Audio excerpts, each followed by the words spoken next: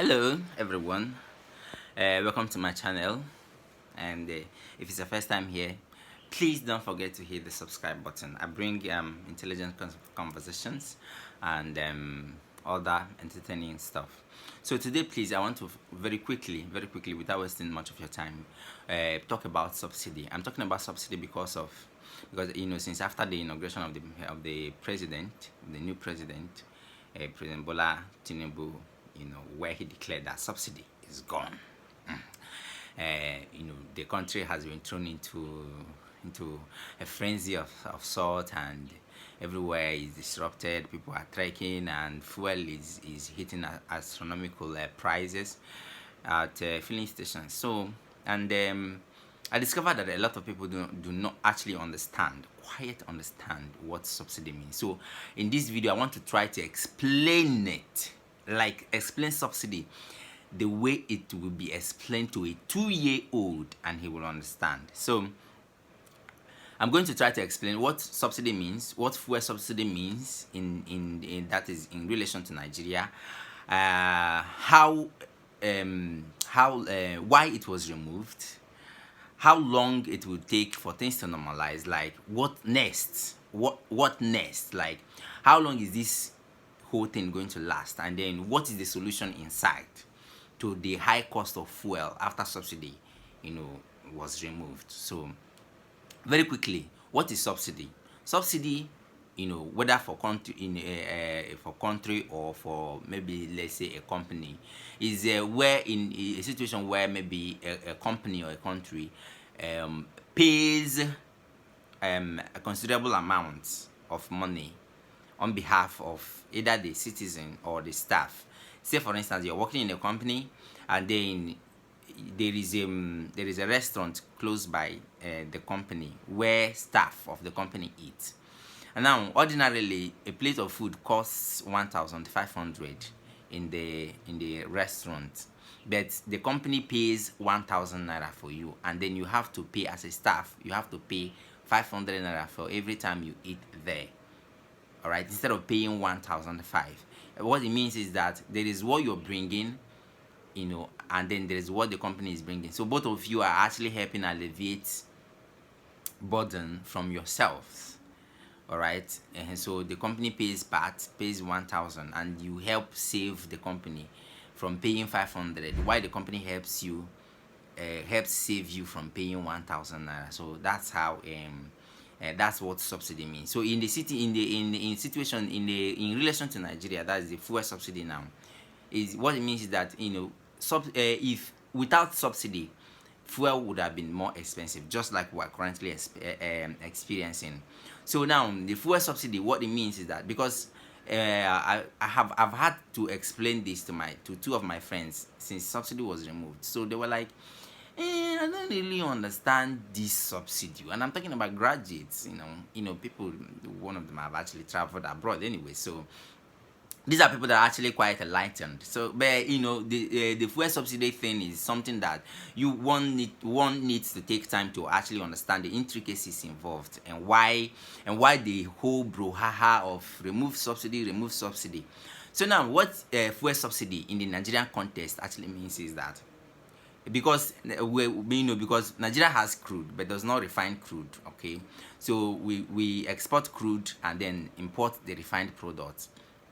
So when we are importing a refined crude, let's say that a liter of fuel, Nigeria imports a liter of fuel, 1 liter. Now I'm using 1 liter of fuel now, for instance, imports 1 liter of fuel for 150 naira, and then ships that 1 liter of fuel. Let's say Nigeria imports from the US or from India or from Europe. Okay, last time they said we imported from Serbia, for instance. So let's say we import from Serbia, and then to ship the 1 liter of fuel from Serbia to the wharf in Apapa in Lagos costs 50 naira. So we buy 150 and then ship it for 50 naira, and then to pay other ports, and that is other port costs, exercise duties at the seaport, cost extra 30 naira. That is, in all, that is 230 naira. All right, so that is remember, these prices are hypothetical. I'm not saying those are the exact price. So now that so what it means that for the government spends 230 naira to bring 1 liter of fuel to the port. Now, if government was to sell as a business enterprise, as a business, it will now sell to the depot owner. Remember, the government does not sell to tankers, all these tankers that go to different filling stations. No, it does not sell. What government does is that it sells to depot owners, and that's why we have those that are called DAPMAN, the department, or is I think it's a Depot Owners Association of Nigeria, something like that, but it's called DAPMAN, DAPPMAN. So that Depot Owners Association of Nigeria. So now government sells to the depot owners. So remember that the landed cost, everything was 230 naira. All right. So if government wants to make profit, what it means is that they are supposed to sell at, let's say, at least 205 naira per liter to depot owners, or 204 naira per liter to the depot owners. Now, depot owners are the ones who will now sell to marketers, to say independent marketers. Now, in the chain of the depot owners, there is the major marketers and the independent marketers, and that's where MOMAN comes in. MOMAN are Major Oil Marketers Association of Nigeria. These major oil marketers, they also own depots. So they own depots that the federal government sells directly to them, and now they distribute these products to their own filling stations. People like Mobil, Total, Con Oil, Oando, these guys are major oil marketers, in the sense that they also have depots where government, they buy directly from government and distribute to themselves, distribute to their filling stations across the nation, across the country. All right. So, but there are lesser independent marketers who now buy to who now buy from depots. Some buy from all these major oil marketers, and now there are depot owners who don't own filling stations. Their businesses are just, their own business is just that they have depot. All right. Somebody like Capital Oil, I don't think Capital Oil, that's Ifeanyoba. Capital Oil, Ifeanyoba just owns a depot. I don't think he owns filling stations. I might be wrong anyways, but he owns depot. He owns a depot, or he owns depots where people just come. So he buys from the federal government, and then independent marketers come with their trucks to buy from him. So I hope this is not getting getting confusing. So remember that the landing cost of fuel was 230 naira. So if federal government wants to make profit and sell as a business, so they were supposed to sell at 235 to depot owners. Now when they sell at 235 to depot owners, so now depot owners, of course, they are in business to make profit, will sell, maybe add 5 naira profit and sell at, that's per liter, and sell at maybe 214 naira to the independent marketers. So the independent marketers who bought 214 naira from depot will now calculate cost of transport, the other bills that they paid, the taxes that are paying at filling station, they are paying to state government at whatever their filling station is cited, and then the salary of staff that they are paying, and whatever else that they're paying. These are things they factor into a liter of fuel, and then it will now determine how much they will sell a liter of fuel. So let's say they bought at 240 from depot owners. So I want to believe that the least they can sell should be 245 naira or 250 naira. Some can go as high as sell 260, 300 naira. Or just so they make profit. A lot of these people are they want to have a killing, in that set. So some, or it just quite others are interested in turnover, sell fast, make 5 naira per liter, and then go and buy again, and you make more money with turnover, rather than making a huge profit per liter, waiting to make huge profit per liter, and then you sell a product even for a longer period of time. So now, but to make sure that citizens do not buy at 260 naira per liter or at 300 naira. What government now does is that, remember that the landed cost was 230 naira. So what government now does that when the product now lands at the airport, and then after factoring in all the prices or everything that went into bringing a liter of fuel, government now pays 100 naira. Like, for instance, remember that I'm saying that all these prices, whatever price I'm using here is hypothetical. That is not really, it's not, I'm not saying that that's the price. So now government now pays, we now pay 100 naira, for instance, for per liter, so that instead of calculating it at 240 naira and 250 and 30 naira, government will now calculate at 130 naira. So it will now sell to depot owners at 135. Depot owners will now sell at 140, while the independent marketers will now be selling at the 180, 185, whatever, you know. With there was a time, because there was a time government was paying higher in subsidy. Over time they started withdrawing, and if you remember, a lot of us who follow news trend and other things will remember when the government said that they are going to implement a phased removal of subsidy. That is, over time they're going to be withdrawing a little by little. In fact, it started in 2012. You remember that in 2012, before Jonathan attempted to remove subsidy, fuel was selling for 65 naira. Then he removed subsidy, and then it was selling at 145 naira. When people protested and he had to resign that decision, he did not return subsidy completely. A portion of subsidy was removed, and that's why fuel started selling at 97 naira. And Shopee was introduced, that is subsidy reinvestment program. So, and that's why subsidy started selling at 97 naira then. So subsidy started being phased out little by little as far back as 2012. When Buhari came in 2015, they also started implementing phased removal of subsidy, and that's why over time fuel has the price of fuel kept increasing from 145 naira to 160, and then lastly at 185 naira before it was now removed completely by the current president. So that's so instead of, so when the fuel lands at 230, government pays 100 naira, and then so that fuel can leave the port at a cost price of 130 naira. And then and that's how before it gets to the filling station, at least the landing cost should be about 155 naira, so that filling station can now sell at 170, 175, 180, 185 that they were selling then before it was now removed. So what is the problem, and why was it removed? The problem now is that now the government now, that's why they were now saying that how much volume of fuel, what volume of fuel do we consume in a day? And now the some statistics, though a lot of people are doubting it, is saying that we consume 60 million liters of fuel a day. So now imagine, now calculate 100 naira by 60 million.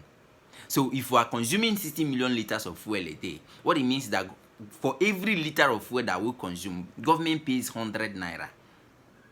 So if we are consuming 60 million liters of fuel, hypothetically, of course, because this figure is in doubt, government pays, multiply 60 million times 100 naira. So we are talking about 600 million naira a day. A day. Now, this is where the problem now comes in. Government is doubting that we consume 60 million liters of fuel a day.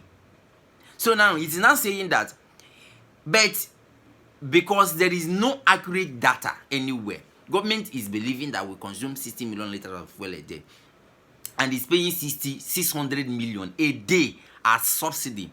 The problem now is that now there is no money. Imagine we are talking of there is no money. There is no money to even pay salaries. Government is borrowing to pay salaries, but we have to pay 600 million naira for fuel subsidy in a day, in a single day. Multiply it by 30 days. Multiply 600 million naira by 30 days. This is not hoax. This is not made up story. This is what it is. So now, the 600 million naira that government is paying a day for on fuel. Now the problem that government has is that, are we sure that we are consuming 60 million liters of fuel a day. All right, or is this figure wrong?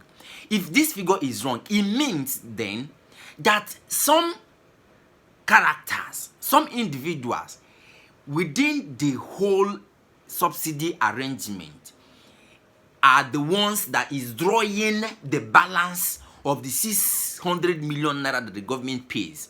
So let's say that in reality what we consume is 40 million liters, for instance.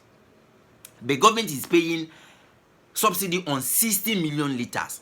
It means therefore that some individuals are somewhere taking the money for 20 million liters into their individual pocket, but there is no way government can find out, because there is no, of course they've tried to audit and whatever, but of course the cabals that are in charge of this, they keep shielding and making sure that the process is not transparent, so that the fraud that is going on is not discovered.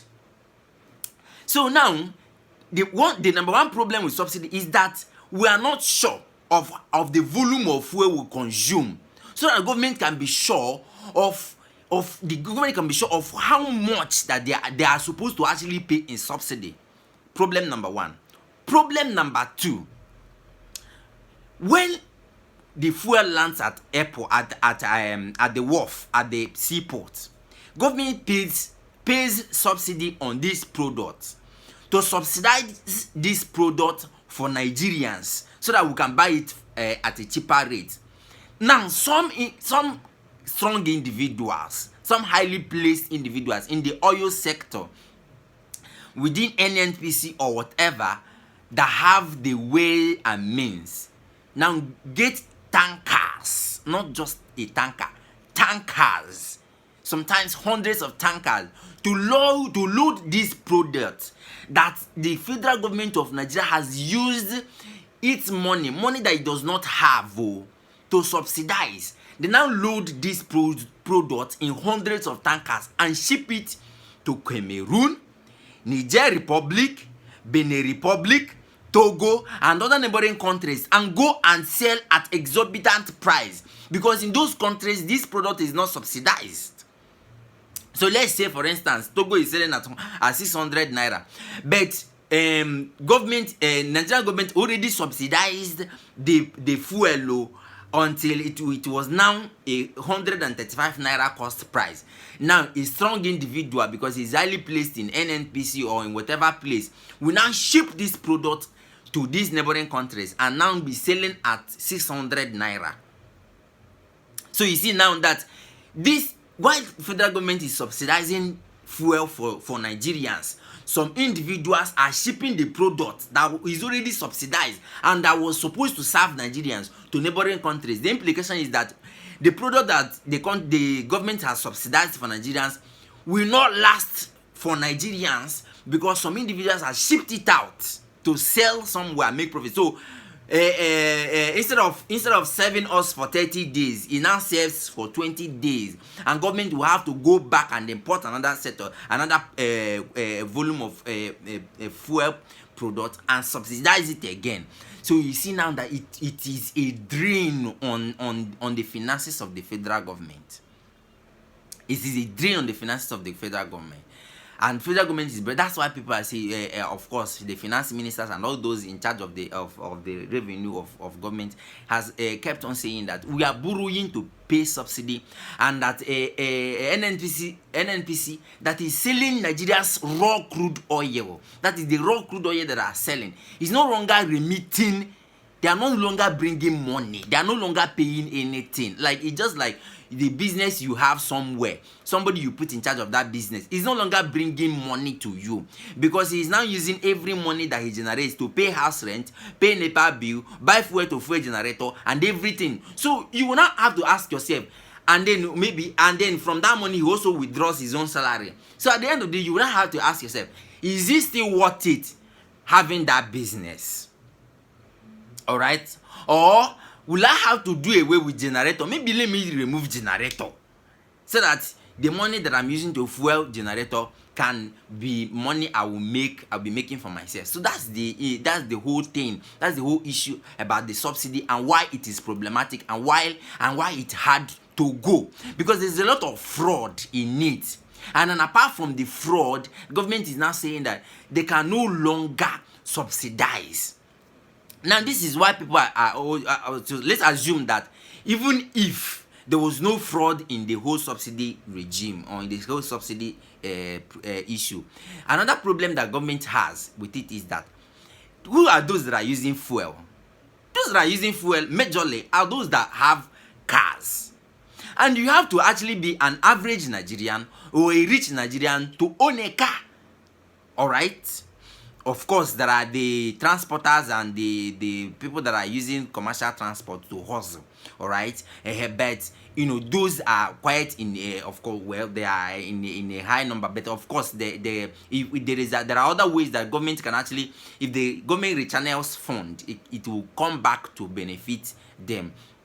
So majorly those that are benefiting from a subsidized fuel are those who own cars. Some people own 5 cars, all right, that they fuel their tanks, and then others that are burning generator for luxury and whatever. So government is saying that at the end of the day, it is actually a lower percentage of the citizens of the country that benefit from this whole subsidy stuff. If subsidy is stopped, government will now have funds freed up to, for instance, help pump money into the electricity sector, that is the power sector, and help infrastructure development in that sector, so that we can have steady power supply. It can invest that money, it can invest that money in education, for instance, in health, build more hospitals, or a hospital or import equipment in already existing hospitals, equipment that can perform some certain functions that will go abroad, or some of our country people go abroad to seek the attention for. So those are the reasons adduced to why government wants to remove subsidy. Again, if government frees funds from subsidy, it can actually have enough fund to now increase the salary of workers. All right, because they now have more money, so they can increase salary of workers to also, which is the way in turn will help them withstand and have cushiony effect on the side effects of subsidy removal. Now, to cut the whole story short, so what is the end? How are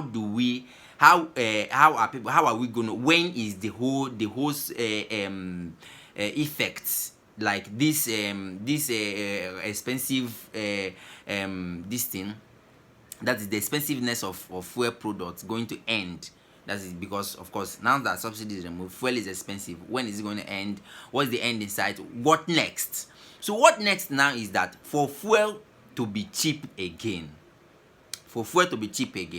what needs to happen is that there needs to be local sufficiency, or sufficiency of the product. Number one, what needs to be done is that government agencies need to issue license to independent importers of the products.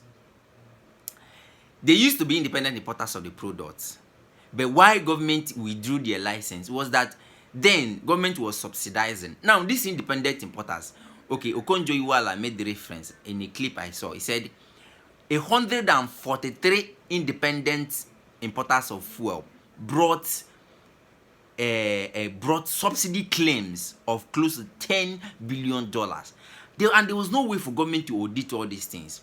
So that was why their licenses were withdrawn and NNPC became the sole importer. Now that subsidy has been removed, nobody is going to claim, is coming to claim any outrageous subsidy claim. Is going to bring a balance sheet of outrageous subsidy claim. Give back these guys their license and allow them to source the products. Let them start importing the product from wherever, however they want to import it, and then bring it to country. The only thing that government needs to do is to now monitor the quality of products that are brought into the country, so that these independent marketers will now bring product. So for instance, if you now have 500 independent marketers, for instance, or 143 independent marketers bringing fuel, this person is bringing from Russia, or forgive me saying Russia anyways, from wherever they can source the product. By the time this person brings, the other person brings, the other person brings, you will not see that there will not be enough product, that there will not be competition of who will sell cheaper, so that the end users or independent marketers can buy from them. Again, Dangote refinery comes in, and other refineries, Bue refinery in Akwa Ibom, Seplat refinery, and other modular refineries that are coming up. When they come on stream and start to sell, and other people are also importing from abroad, you will not see that there will not be competition who will sell cheaper. All right, so who will sell cheaper? So it will have to go back. It's just like what happened with MTN. When MTN came in Nigeria, they were selling the SIM card at 30,000 naira. But when Glo came, Airtel came, they were not competition. And look at, you can remember before NIN, before the whole NIN issue came, there was a time when all these telecom guys, they were sharing SIM card. They will be begging you, just recharge it, just activate it and recharge it. You know, it's so sometimes it's other times it's sold for 100 naira, something that was selling for 30,000 naira. So, but it's not something that will have you see, fuel. This is just a heads up. Fuel is not coming down anytime soon. It's not coming down anytime soon. So it's something that will happen over time in the next 3 to 5 years. That's when we're going to be having, we are going to start having a little downward movement of price of petroleum price, that's of fuel price. That is when price of fuel will start coming down, because by then some refineries must have come on stream, and then maybe independent marketers that are bringing the product, and then there will now be saturation. That is, there will now be local sufficiency of the product, and then competition will now force price to come down, because maybe there will not be more fuel in supply than is actually demanded, and now fuel price will now be forced to go down instead of what we now have presently. Why it is this expensive at the present is because the whole thing is just starting.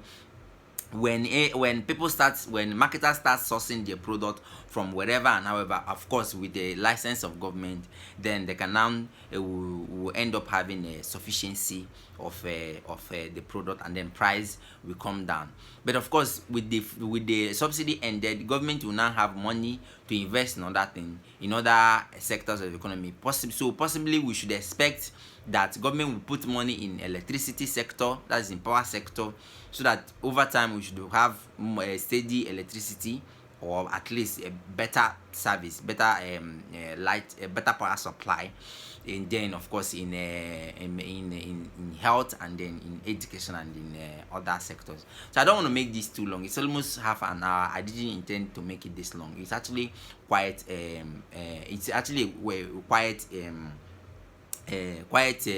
an enormous discourse, and because of course it's quite intricate, and so that's why I had to take this long, so just for me to try to make you understand. I don't work in the petroleum sector or in the oil sector. This is purely a matter of research and over time following of the whole trend, and and then reading about the subsidy and everything. So if you're an expert and you're seeing this and there's anything I got wrong, you can actually correct, or if there are other things that you do not understand, you want clarification for, I'll be waiting on the comment section. Ask me any question and I'll be willing to answer you. And I hope that this actually served to an extent to get you, make you have a better understanding of the whole subsidy issue, why it is removed, and what to expect in the future, or how is the whole thing is going to end. Thank you, and once again, and please, once again, if you have not subscribed, please subscribe. I put intelligent things, and you can always ask me any questions, and I will be here to provide you an answer. Thank you, and until next time, I'm Nati Ewell. Bye.